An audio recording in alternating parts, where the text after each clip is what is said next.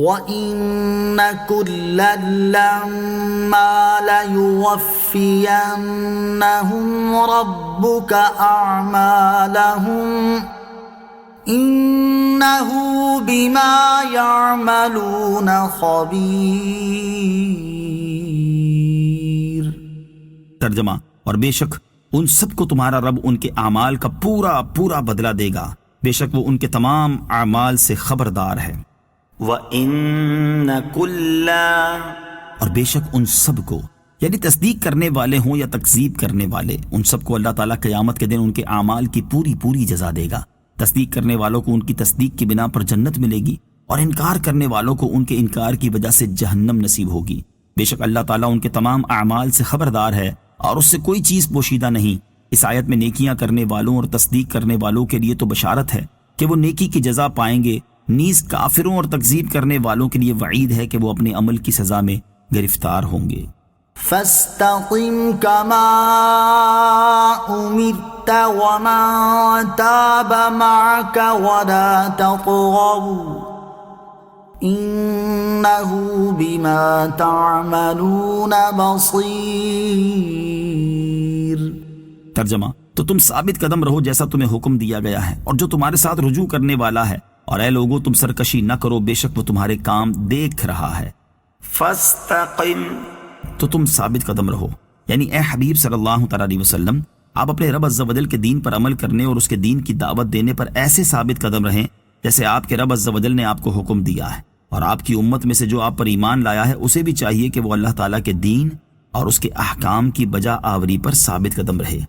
حضرت سفیان بن عبداللہ ثقفی رضی اللہ تعالیٰ عنہ فرماتے ہیں کہ میں نے رسول کریم علیہ الصلوۃ والسلام سے عرض کی، مجھے دین میں ایک ایسی بات بتا دیجئے کہ پھر کسی سے دریافت کرنے کی حاجت نہ رہے۔ ارشاد فرمایا، آمنت باللہ، میں اللہ پر ایمان لایا کہہ اور اس پر قائم رہ۔ وَلَا تَطْغَوْا، اور اے لوگو تم سرکشی نہ کرو، یعنی اے لوگو جس کام سے اللہ تعالیٰ نے تمہیں منع کیا ہے وہ نہ کرو۔ تمہارے اچھے برے سارے اعمال اللہ تعالیٰ کے علم میں ہیں اور اس سے تمہارا کوئی عمل بھی پوشیدہ نہیں۔ تو اے لوگو تم اس بات سے ڈرو کہ تمہارا رب عز و جل تمہارے اعمال جانتا ہے، جبکہ حال یہ ہے کہ تم اس کے حکم کی خلاف ورزی کر رہے ہو۔ دین اسلام پر ثابت قدمی کی ترغیب، ایمان اور احکام اسلام پر ثابت قدمی نہایت ضروری ہے۔ اللہ تعالیٰ ارشاد فرماتا ہے، ان الذين قالوا ربنا الله ثم استقاموا تتنزل عليهم الملائكة ألا تخافوا ولا تحزنوا وأبشروا بالجنة التي كنتم توعدون۔ ترجمہ، بے شک جنہوں نے کہا ہمارا رب اللہ ہے، پھر اس پر ثابت قدم رہے، ان پر فرشتے اترتے ہیں کہ تم نہ ڈرو اور نہ غم کرو اور اس جنت پر خوش ہو جاؤ جس کا تم سے وعدہ کیا جاتا تھا۔ اور ارشاد فرمایا، ان الذين قالوا ربنا الله ثم استقاموا فلا خوف عليهم ولا هم يحزنون اولئك اصحاب الجنة خالدين فيها جزاء بما كانوا يعملون۔ ترجمہ، بے شک جنہوں نے کہا ہمارا رب اللہ ہے، پھر اس پر ثابت قدم رہے تو نہ ان پر خوف ہے اور نہ وہ غمگین ہوں گے، وہ جنت والے ہیں، ہمیشہ اس میں رہیں گے، انہیں ان کے اعمال کا بدلہ دیا جائے گا۔ ترغیب کے لیے ہم یہاں چند وہ اسباب ذکر کرتے ہیں جن کی وجہ سے بندہ دین اسلام پر ثابت قدم رہتا ہے، اور چند وہ چیزیں بیان کرتے ہیں جو دین اسلام پر ثابت قدمی سے مانے ہیں۔ جیسا دین اسلام پر ثابت قدمی کے چند اسباب یہ ہیں: نمبر 1 علم دین حاصل کرنا، نمبر 2 کثرت سے مسجد میں حاضر ہونا، نمبر 3 زبان کی حفاظت کرنا، نمبر 4 کفر اور گناہوں سے بچنا، نمبر 5 کافروں، بد مذہبوں اور فاسق و فاجر لوگوں سے تعلقات نہ رکھنا، نمبر 6 نفسانی خواہشات کی پیروی سے بچنا، نمبر 7 مصائب و آلام اور اللہ تعالیٰ کی طرف سے آنے والی آزمائشوں پر صبر کرنا، نمبر 8 اللہ تعالیٰ کی رحمت سے مایوس نہ ہونا، نمبر 9 لمبی امیدیں نہ رکھنا، نمبر 10 اور دنیا میں زہد و قناعت اختیار کرنا وغیرہ۔ اس کے برعکس ایمان و عمل پر ثابت قدمی سے رکاوٹ بننے والی چند چیزیں یہ ہیں: نمبر 1 علم دین سے بہرہ ور نہ ہونا، نمبر 2 مسجد میں حاضر ہونے سے کترانا، نمبر 3 زبان کی حفاظت نہ کرنا، نمبر 4 کفر اور گناہوں کے ذریعے اپنی جانوں پر ظلم کرنا، نمبر 5 کافروں، بد مذہبوں اور فاسق و فاجر لوگوں کی صحبت اختیار کرنا، نمبر 6 نفسانی خواہشات کی لذت حاصل کرنے کی حرص ہونا، نمبر 7 مصائب و آلام اور آزمائشوں پر صبر نہ کرنا، نمبر 8 اللہ تعالیٰ کی رحمت سے مایوس ہونا، نمبر 9 لمبی امیدیں رکھنا، نمبر 10 اور دنیا میں رغبت رکھنا وغیرہ۔ حضرت عبداللہ بن حذافہ رضی اللہ تعالیٰ عنہ کی اسلام پر استقامت۔ حضرت عبداللہ بن عباس رضی اللہ تعالیٰ عنہ سے روایت کرتے ہیں کہ روم کی جنگ میں دوسرے مسلمانوں کے ساتھ صحابی رسول حضرت عبداللہ بن حذافہ سہمی رضی اللہ تعالیٰ عنہ کو بھی قید کر لیا گیا۔ رومی سردار نے تمام مسلمانوں کو اپنے دربار میں بلایا اور حضرت عبداللہ بن حذافہ سہمی رضی اللہ تعالیٰ عنہ سے کہا، نصرانی ہو جاؤ ورنہ میں تمہیں تانبے کی دیگ میں ڈال کر جلا دوں گا۔ یہ سن کر آپ رضی اللہ تعالیٰ عنہ نے جواب دیا، ایسا ہرگز نہیں ہو سکتا، میں کبھی بھی نصرانی نہیں بنوں گا۔ ظالم سردار نے جب یہ سنا تو تانبے کی دیگ منگوا کر اس میں تیل ڈلوایا، پھر اس کے نیچے آگ جلانے کا حکم دیا۔ جب تیل خوب گرم ہو کر ابلنے لگا تو ایک مسلمان قیدی کو بلا کر کہا، نصرانی ہو جاؤ۔ اس مرد مجاہد نے انکار کیا تو اسے ابلتے ہوئے تیل میں ڈلوا دیا۔ دیکھتے ہی دیکھتے اس کا سارا گوشت جل گیا اور ہڈیاں اوپر تیرنے لگی۔ پھر حضرت عبداللہ ابن حذافہ سہمی رضی اللہ تعالیٰ عنہ سے کہا، عیسائی ہو جاؤ ورنہ اس شخص کی طرح تمہیں بھی اس ابلتے ہوئے تیل میں ڈال دیا جائے گا۔ آپ رضی اللہ تعالیٰ عنہ نے صاف انکار کر دیا۔ ظالم سردار نے حکم دیا کہ اسے بھی تیل کی دیگ میں ڈال دو۔ حکم پاتے ہی جلادوں نے آپ کو پکڑا اور ابلتے ہوئے تیل میں ڈالنے کے لیے لے چلے۔ آپ رضی اللہ تعالیٰ عنہ نے اچانک رونا شروع کر دیا۔ جلاد ظالم سردار کے پاس آیا اور بتایا کہ وہ قیدی رو رہا ہے۔ سردار بہت خوش ہوا اور حکم دیا کہ اسے ہمارے پاس لے آؤ۔ وہ یہ سمجھ رہا تھا کہ آپ موت کے ڈر سے اس کی بات ماننے کے لیے تیار ہو گئے۔ جب آپ رضی اللہ تعالیٰ عنہ اس کے سامنے آئے تو فرمایا، کیا تم لوگ یہ سمجھ رہے ہو کہ میں موت کے خوف سے رو رہا ہوں؟ خدا کی قسم میں موت کے خوف سے نہیں، بلکہ میں تو اس لیے رو رہا ہوں کہ میرے جسم میں صرف ایک جان ہے جو میں دین اسلام کے لیے قربان کر رہا ہوں۔ مجھے تو یہ پسند تھا کہ میرے جسم میں اگر 100 جانیں ہوتی تو ایک ایک کر کے سب کو اللہ عز و جل کے نام پر قربان کر دیتا۔ سردار آپ رضی اللہ تعالیٰ عنہ کی یہ ایمان افروز تقریر سن کر بہت متعجب ہوا کہ ان کے اندر اپنے دین کے لیے کتنی محبت ہے اور یہ خوشی سے دین کی خاطر اپنی جان قربان کرنے کے لیے تیار ہیں۔ سردار نے لالچ دیتے ہوئے کہا، اگر تم نصرانی ہو جاؤ تو میں اپنی بیٹی کی شادی تم سے کر دوں گا اور حکومت میں بھی تمہیں حصہ دوں گا۔ آپ رضی اللہ تعالیٰ عنہ نے اس کی یہ پیشکش بھی ٹھکرا دی اور صاف انکار کیا۔ پھر اس نے کہا، اچھا اس طرح کرو کہ تم میرے سر پر بوسہ دو، اگر تم یہ کرو گے تو میں تمہیں آزاد کر دوں گا اور تمہارے ساتھ تمہارے 80 مسلمان قیدیوں کو بھی آزاد کر دوں گا۔ آپ نے فرمایا، اگر تم واقعی ایسا کرو گے تو میں تمہارے سر کو بوسہ دینے کے لیے تیار ہوں۔ سردار نے یقین دہانی کرائی کہ میں اپنی بات ضرور پوری کروں گا۔ چنانچہ آپ رضی اللہ تعالیٰ عنہ نے مسلمانوں کی آزادی کی خاطر اس ظالم کے سر کا بوسہ لیا۔ سردار نے حسب وعدہ آپ رضی اللہ تعالیٰ عنہ کو اور 80 مسلمان قیدیوں کو آزاد کر دیا۔ جب یہ تمام مجاہدین امیر المومنین حضرت عمر فاروق رضی اللہ تعالیٰ عنہ کی بارگاہ میں پہنچے تو امیر المومنین آپ کو دیکھ کر کھڑے ہو گئے اور آپ رضی اللہ تعالیٰ عنہ کے سر کا بوسہ لیا اور بہت خوش ہوئے۔ وَلَا تَرْكَنُوا إِلَى الَّذِينَ ظَلَمُوا فَتَمَسَّكُمُ النَّارُ وَمَا لَكُم مِّن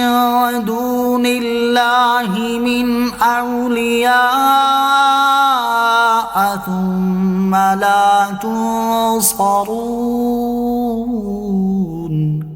ترجمہ، اور ظالموں کی طرف نہ جھکو ورنہ تمہیں آگ چھوئے گی اور اللہ کے سوا تمہارا کوئی حمایتی نہیں، پھر تمہاری مدد نہیں کی جائے گی۔ وَلَا تَرْكَنُوا إِلَى الَّذِينَ ظَلَمُوا، اور ظالموں کی طرف نہ جھکو۔ رکون یعنی جھکنے کا معنی ہے قلبی میلان، اور جب اس پر اتنی سخت وعید ہے تو کافروں کے ساتھ تعلقات کی ان صورتوں میں کیا حال ہوگا جو قلبی میلان سے بڑھ کر ہیں۔ یاد رہے کہ طبعی میلان کی غیر اختیاری صورت اس آیت میں بیان کیے گئے حکم میں داخل نہیں۔ چنانچہ اعلیٰ حضرت امام احمد رضا خان علیہ رحمت الرحمن کے فرمان کا خلاصہ ہے، مگر طبعی میلان جیسے ماں باپ، اولاد یا خوبصورت بیوی کی طرف ہوتا ہے، اس کی جو صورت غیر اختیاری ہو وہ اس حکم کے تحت داخل نہیں۔ پھر بھی اس تصور سے کہ یہ اللہ اور رسول کے دشمن ہیں، ان سے دوستی حرام ہے اور اپنی قدرت کے مطابق اسے دبانا یہاں تک کہ بن پڑے تو فنا کر دینا لازم ہے۔ میلان کا آنا بے اختیار تھا اور اس کا جانا یعنی اسے زائل کرنا قدرت میں ہے،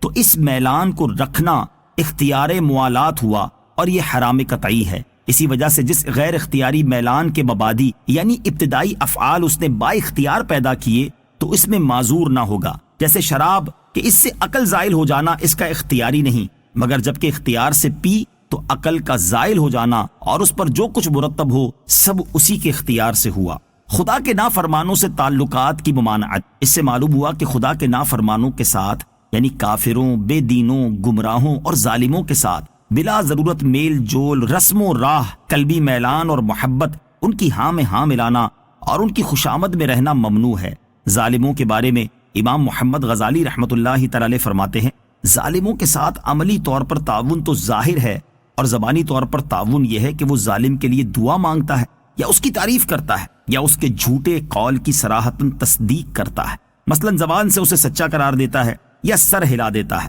یا اس کے چہرے پر مسرت ظاہر ہوتی ہے یا وہ اس شخص سے محبت و دوستی ظاہر کرتا ہے، اس سے ملاقات کا شوق رکھتا ہے اور اس کی عمر میں اضافہ اور اس کی بقا کی حرص رکھتا ہے۔ ایسا شخص عام طور پر ظالموں کو صرف سلام ہی نہیں کرتا بلکہ ان سے کچھ بات چیت بھی کرتا ہے اور وہ اسی شخص کا کلام ہوتا ہے، حالانکہ اس کا ظالم کی حفاظت، اس کی لمبی زندگی، اس کے لیے نعمتوں کی تکمیل اور اس طرح کی دوسری دعائیں مانگنا جائز نہیں، اور اگر دعا کے ساتھ تعریفی کلمات بھی ہوں اور وہ ان باتوں کا ذکر کرے جو اس ظالم میں نہیں ہیں تو یہ شخص جھوٹا، منافق اور ظالم کا اعزاز کرنے والا ہے، اور یہ 3 گناہ ہے۔ اور اگر اس کے ساتھ ساتھ وہ اس کی باتوں کی تصدیق بھی کرے، اس کے کاموں کی تعریف کرے، اس کی پاکیزگی بیان کرے تو وہ اس تصدیق اور اعانت کی وجہ سے گناہ گار ہوگا، کیونکہ ظالم کی پاکیزگی بیان کرنا اور تعریف کرنا گناہ پر مدد کرنا ہے۔ احادیث اور بزرگان دین کے اقوال میں بھی ان چیزوں کی شدید مذمت بیان کی گئی ہے۔ چنانچہ حضرت انس بن مالک رضی اللہ تعالی عنہ سے روایت ہے،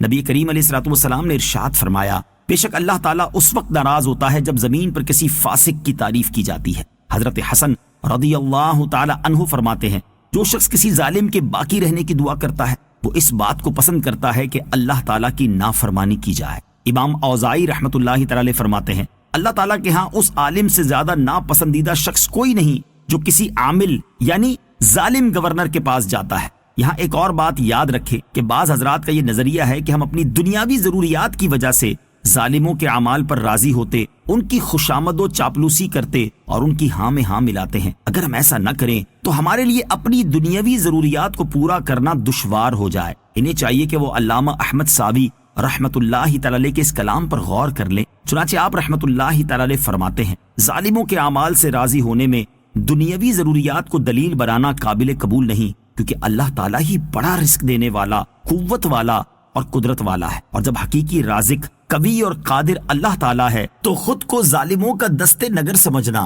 کہاں کی عقل بندی ہے۔ نوٹ: غیر مسلموں سے تعلقات رکھنے کے حوالے سے تفصیلی معلومات کے لیے فتاوی رضویہ کی جلد نمبر 14 سے اعلیٰ حضرت امام احمد رضا خان رحمۃ اللہ تعالی علیہ کے رسالے المحجۃ المؤتمنہ فی آیات الممتحنہ یعنی سورہ ممتحنہ کی آیات کے بارے میں تفصیلی کلام کا مطالعہ کریں۔ وَمَا لَكُم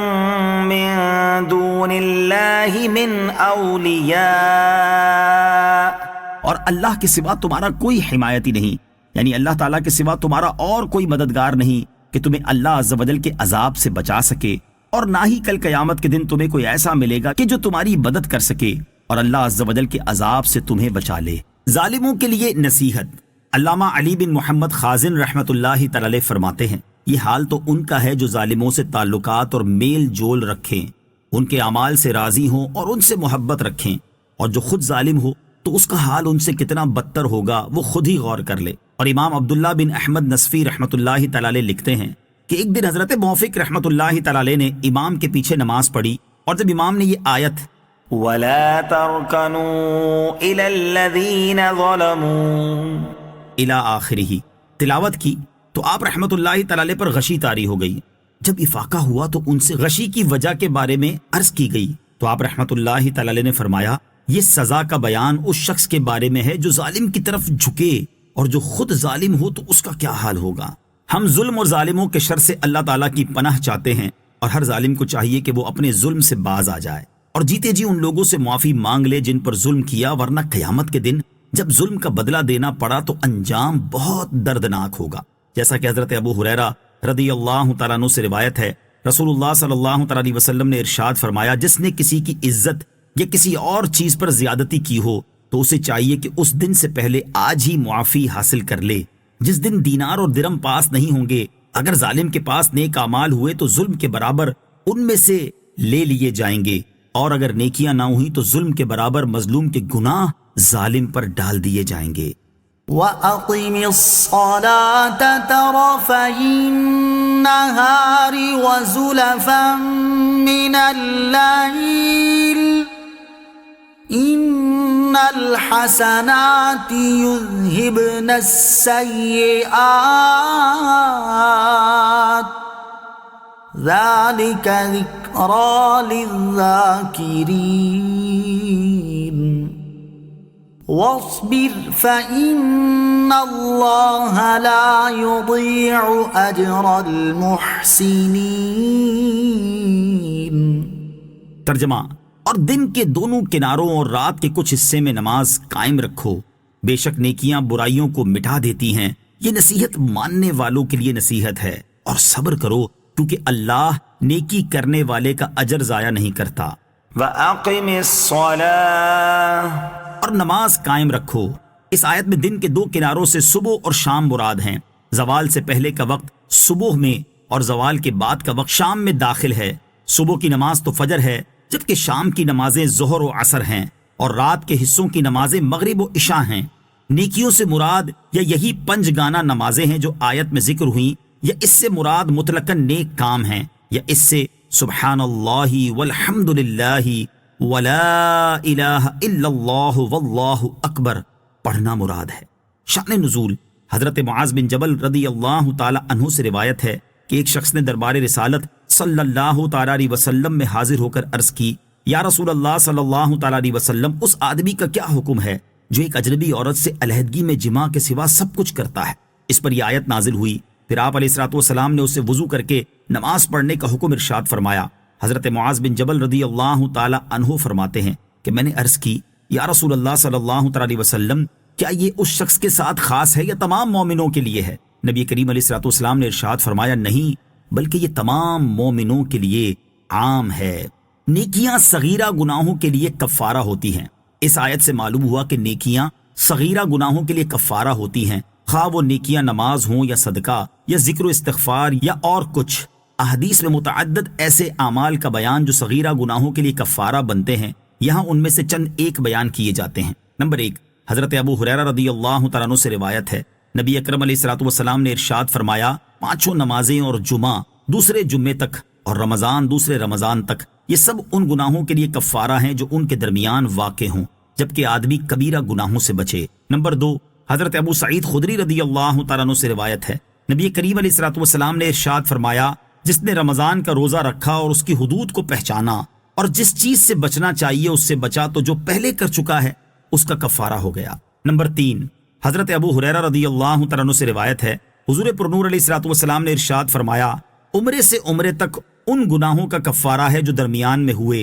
اور حج مبرور کا ثواب جنت ہی ہے۔ نمبر 4، حضرت سکھ برا رضی اللہ تعالیٰ عنہ سے روایت ہے، سید المرسلین صلی اللہ تعالیٰ علیہ وسلم نے ارشاد فرمایا، جس نے علم تلاش کیا تو یہ تلاش اس کے گزشتہ گناہوں کا کفارہ ہوگی۔ فلولا كان من القرون من قبلكم أولو بقية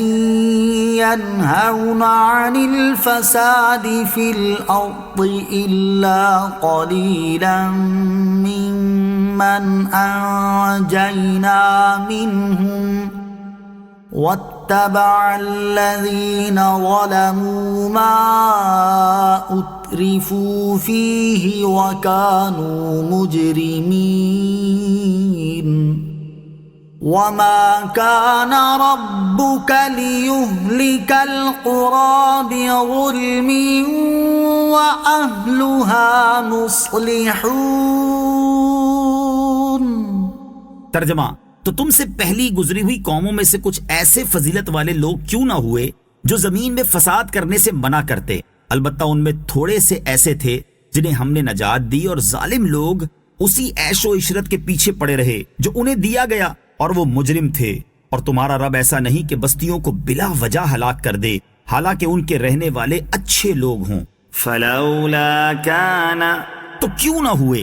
اس سے پہلی آیات میں اللہ تعالیٰ نے گزشتہ امتوں پر جڑ سے اکھاڑ دینے والے عذابات نازل ہونے کا بیان فرمایا، اور اس آیت میں یہ بیان فرمایا کہ ان عذابات کے نازل ہونے کا سبب دو چیزیں تھیں۔ نمبر 1، ان میں کوئی ایسا نہیں تھا جو انہیں فساد سے منع کرتا۔ نمبر 2، اپنے برے اعمال یعنی شرک اور کفر وغیرہ سے رجوع نہ کرنا۔ آیت کا خلاصہ یہ ہے کہ اے میرے حبیب صلی اللہ تعالی علیہ وآلہ وسلم کی امت، تم سے پہلی امتوں میں سے جنہیں ہم نے ہلاک کر دیا تھا وہ کچھ ایسے فضیلت والے نہیں ہوئے جو لوگوں کو زمین میں فساد کرنے سے روکتے اور انہیں گناہوں سے منع کرتے، اسی لیے ہم نے انہیں ہلاک کر دیا۔ البتہ ان سابقہ امتوں میں تھوڑے سے ایسے تھے جنہیں ہم نے نجات دی، اور وہ لوگ انبیاء کرام علیہ الصلوۃ والسلام پر ایمان لائے اور ان کے احکام پر عمل کرتے اور لوگوں کو فساد سے روکتے رہے، جبکہ ظالم لوگ اسی عیش و عشرت کے پیچھے پڑے رہے جو انہیں دیا گیا، اور وہ نعمتوں، لذتوں، خواہشات اور شہوات کے عادی ہو گئے، کفر اور گناہوں میں ڈوبے رہے اور وہ مجرم تھے۔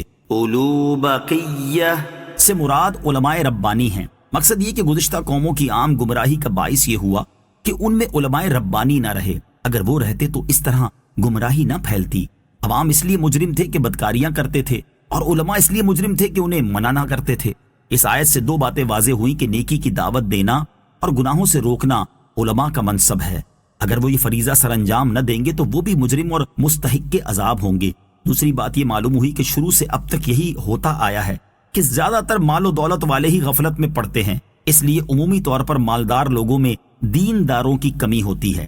وَلَوْ شَاءَ رَبُّكَ لَجَعَلَ النَّاسَ أُمَّةً وَاحِدَةً وَلَا يَزَالُونَ مُخْتَلِفِينَ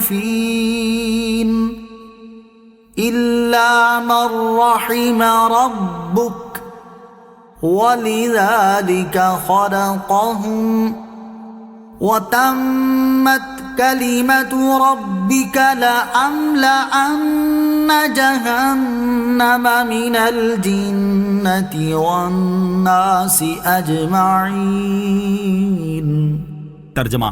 اور اگر تمہارا رب چاہتا تو سب آدمیوں کو ایک ہی امت بنا دیتا، اور لوگ ہمیشہ اختلاف میں رہیں گے، البتہ جن پر تمہارے رب نے رحم کیا اور اللہ نے انہیں اسی کے لیے پیدا فرمایا ہے، اور تمہارے رب کی بات پوری ہو چکی کہ بے شک میں ضرور جہنم کو جنوں اور انسانوں سے ملا کر بھر دوں گا۔ وَلَوْ شَاءَ رَبُّكَ، اور اگر تمہارا رب چاہتا، ارشاد فرمایا اگر تمہارا رب چاہتا تو سب آدمیوں کو ایک ہی امت بنا دیتا اور یوں سب کا ایک ہی دین ہوتا، مگر اللہ تعالیٰ نے اپنی حکمت سے ایسا نہ چاہا اور سب کو ایک امت نہ بنایا، اور لوگ ہمیشہ مختلف دینوں پر عمل پیرا رہیں گے۔ علامہ ساوی رحمۃ اللہ تعالی علیہ فرماتے ہیں کہ اس آیت سے ثابت ہوا کہ اختلاف جس طرح پہلی امتوں میں موجود تھا اسی طرح اس امت میں بھی رہے گا، تو ان میں سے کوئی مومن ہوگا، کوئی کافر، کوئی نیک ہوگا اور کوئی گناہ گار۔ اسی لیے حدیث میں ہے کہ یہودی 71 فرقوں میں تقسیم ہو گئے تھے، اور عنقریب تم 73 فرقوں میں بٹ جاؤ گے، ان میں سے 72 فرقے جہنم میں جائیں گے اور ایک جنت میں جائے گا، اور وہ ایک جنتی فرقہ اہل سنت و جماعت ہے۔ إِلَّا مَن رَّحِمَ رَبُّكَ، البتہ جن پر تمہارے رب نے رحم کیا۔ آیت کا خلاصہ یہ ہے کہ البتہ وہ لوگ جن پر تمہارے رب عز و جل نے رحم کیا اور انہیں اختلاف سے بچا لیا تو وہ دین حق پر متفق رہیں گے اور اس میں اختلاف نہ کریں گے، اور اللہ تعالیٰ نے لوگ اسی لیے یعنی اختلاف والے اختلاف کے لیے اور رحمت والے اتفاق کے لیے پیدا کیے ہیں، اور تمہارے رب عز و جل کی بات پوری ہو چکی کہ وہ جہنم کو تمام کافر جنوں اور انسانوں سے بھر دے گا۔ وَكُلًّا نَّقُصُّ عَلَيْكَ مِنْ أَنبَاءِ الرُّسُلِ مَا نُثَبِّتُ بِهِ فُؤَادَكَ وَجَاءَكَ فِي هَٰذِهِ الْحَقُّ وَمَوْعِظَةٌ وَذِكْرَىٰ لِلْمُؤْمِنِينَ۔ ترجمہ، اور رسولوں کی خبروں میں سے ہم سب تمہیں سناتے ہیں جس سے تمہارے دل کو قوت دیں، اور اس صورت میں تمہارے پاس حق آیا اور مسلمانوں کے لیے واضح و نصیحت آئی۔ وَكُلًّا، اور سب کچھ اس صورت میں اللہ تعالیٰ نے سابقہ امتوں کے واقعات اور ان کی طرف سے ان کے انبیاء کرام علیہ الصلوۃ والسلام کو جو کچھ پیش آیا وہ بیان فرمایا، اور اس آیت میں اللہ تعالیٰ اپنے حبیب علیہ الصلوۃ والسلام سے خطاب کرتے ہوئے ارشاد فرما رہا ہے کہ اے حبیب صلی اللہ تعالی علیہ وآلہ وسلم، ہم تمہیں رسولوں کی خبریں اور جو کچھ انہیں اپنی امتوں سے پیش آیا سناتے ہیں، تاکہ اس کے ذریعے ہم آپ علیہ الصلوۃ والسلام کا دل مضبوط کریں اور اس طرح انبیاء کرام علیہ السلام کے حالات اور ان کی امتوں کے سلوک دیکھ کر آپ کو اپنی قوم کی ایذا برداشت کرنا اور اس پر صبر فرمانا آسان ہو۔ اس آیت سے معلوم ہوا کہ اللہ والوں کے ذکر سے دل کو چین نصیب ہوتا ہے۔ یاد رہے کہ انسان اپنی زندگی میں رونما ہونے والے طرح طرح کے واقعات اور حادثات کی وجہ سے بسا اوقات انتہائی مایوس ہو جاتا ہے، حتیٰ کہ اگر کبھی کوئی خوشی بھی نصیب ہو تو اس سے دل میں خوشی پیدا ہونے یا اس خوشی کو محسوس کرنے کی بجائے اس کی اداسی میں اور اضافہ ہو جاتا ہے۔ ایسی صورتحال میں انسان کو ایسی چیز کی شدید ضرورت محسوس ہوتی ہے جس سے اس کے دل کو قوت حاصل ہو اور حالات زمانہ کا مقابلہ کرنا اس کے لیے آسان ہو، اور دل کی تقویت کا ایک اہم ترین ذریعہ انبیاء کرام علیہ السلام، صحابہ کرام رضی اللہ تعالی عنہم اور دیگر بزرگان دین کے حالات و واقعات کا مطالعہ کرنا بھی ہے، کیونکہ جب آدمی اللہ تعالیٰ کی بارگاہ میں ان کی مقبولیت اور مقام و مرتبہ دیکھے گا اور دنیا میں انہیں جو حالات پیش آئے اور جن مصائب و مشکلات کا انہیں سامنا کرنا پڑا ان پر نظر کرے گا اور اس کے مقابلے میں ان کے صبر و تحمل اور رضائے الہی پر راضی رہنے کے بارے میں غور و فکر کرے گا تو اس کے دل کو تسکین حاصل ہوگی اور اسے مصائب و آلام کا سامنا کرنے میں دلی قوت حاصل ہوگی اور وہ ذہنی طور پر خود کو بہت پرسکون محسوس کرے گا۔ وَجَاءَكَ فِي هَذِهِ الْحَقُّ، اور اس صورت میں تمہارے پاس حق آیا۔ اس آیت میں حق سے مراد توحید و رسالت اور قیامت کے وہ دلائل ہیں جنہیں اس صورت میں بیان کیا گیا، اور موعظۃ کا معنی ہے جس کے ذریعے نصیحت حاصل کی جائے۔ یہاں اس سے مراد سابقہ امتوں کی ہلاکت کا بیان ہے جس کا ذکر اس صورت میں ہوا، اور ذکریٰ للمؤمنین سے مراد یہ ہے کہ مسلمان سابقہ امتوں پر نازل ہونے والے عذاب کا سن کر اس سے عبرت حاصل کریں اور اللہ تعالیٰ کی بارگاہ میں اپنے گناہوں سے توبہ کریں۔ مسلمانوں کا بطور خاص اس لیے ذکر کیا گیا کہ انبیاء کرام علیہ السلام کے واقعات سن کر مسلمان ہی نصیحت حاصل کرتے ہیں۔ وَقُلْ لِلَّذِينَ لَا يُؤْمِنُونَ اعْمَلُوا عَلَى مَكَانَتِكُمْ إِنَّا عَامِلُونَ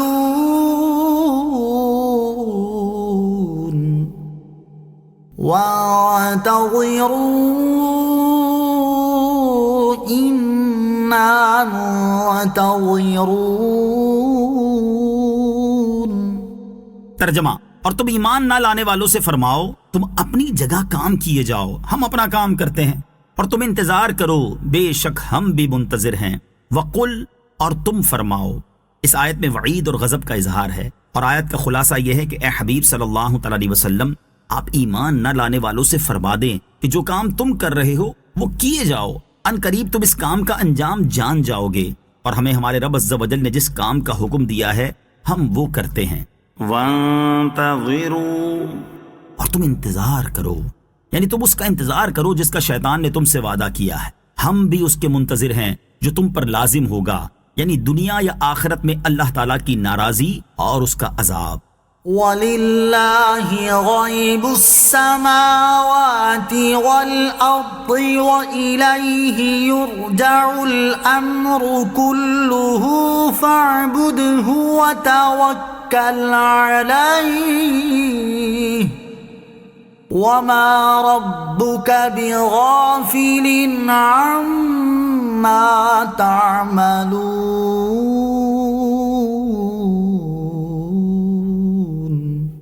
ترجمہ، اور آسمانوں اور زمین کے غیب اللہ ہی کے لیے ہیں اور اسی کی طرف ہر کام لوٹایا جاتا ہے، تو اس کی عبادت کرو اور اس پر بھروسہ رکھو، اور تمہارا رب تمہارے کاموں سے غافل نہیں۔ وَلِلَّهِ، اور اللہ ہی کے لیے ہیں، یعنی تمام چیزیں چاہے وہ خفیہ ہوں یا ظاہر، موجود ہوں یا معدوم، سب اللہ تعالیٰ کے علم میں ہیں۔ الغر زمین و آسمان کی کوئی چیز اللہ تعالیٰ سے پوشیدہ نہیں، اور دنیا و آخرت میں مخلوق کا ہر کام اسی کی طرف لوٹتا ہے، تو جس کی یہ شان ہے وہی عبادت کا مستحق ہے، اس کے سوا اور کوئی بھی عبادت کے لائق نہیں، لہٰذا تم اسی کی عبادت کرو، اس کے علاوہ کسی اور کی عبادت میں مشغول نہ ہو، اور اپنے تمام معاملات میں اسی پر بھروسہ کرو کیونکہ وہ تمہیں کافی ہے۔ اور اے حبیب صلی اللہ تعالی علیہ وسلم، آپ کا رب عز و جل بندوں کے تمام اعمال سے خبردار ہے، کوئی عمل اس سے چھپا ہوا نہیں ہے، وہ نیک بندوں کو ان کی نیکیوں کا ثواب اور گناہ گاروں کو ان کے گناہوں کی سزا دے گا۔ آمنت باللہ صدق اللہ العظیم۔